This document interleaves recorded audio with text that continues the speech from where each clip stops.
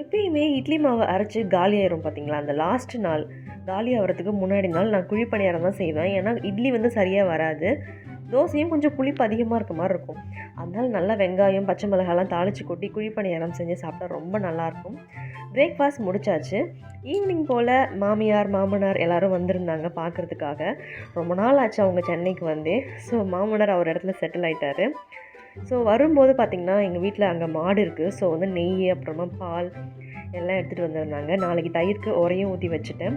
அதுக்கப்புறம் மாமியார்கிட்ட புளிச்ச கீரை எனக்கு வேணும் அப்படி சொல்லி கேட்டிருந்தேன். இங்கெல்லாம் வந்து ஆனால் சீசனே இல்லை, எங்கேயுமே கிடைக்கல.